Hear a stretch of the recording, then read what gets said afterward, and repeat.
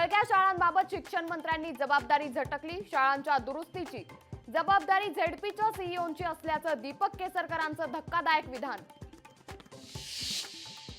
लोकसभा निवडणुकीचा धसका घेऊन अर्थसंकल्प सादर, शरद पवारांची अर्थसंकल्पावर टीका, तर विधानसभेच्या निवडणुका डोळ्यासमोर ठेवून अर्थसंकल्प मांडल्याचा पवारांचा टोला।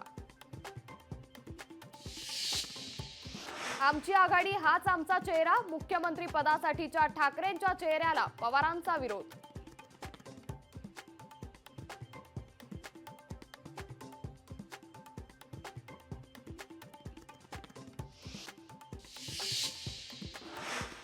पुणे शहर ड्रग्जचं केंद्र बनतंय, मात्र पोलिसांकडून कारवाईचं केवळ नाटक। ड्रग्जच्या मुद्द्यावरून संजय राऊतांचा हल्लाबोल।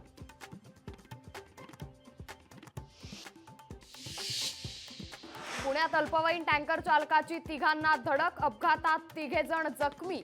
अपघात केलेल्या अल्पवयीन आरोपीच्या वडिलांना अटक।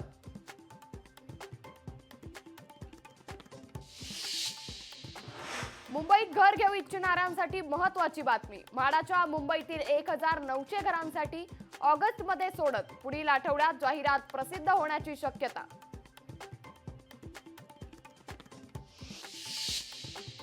लडाखमध्ये लष्कराचा रणगाडा नदीत कोसळला, दुर्घटनेत 5 जवान शहीद। दौलत बेग ओल्डी भागात युद्ध सरावादरम्यान अपघात।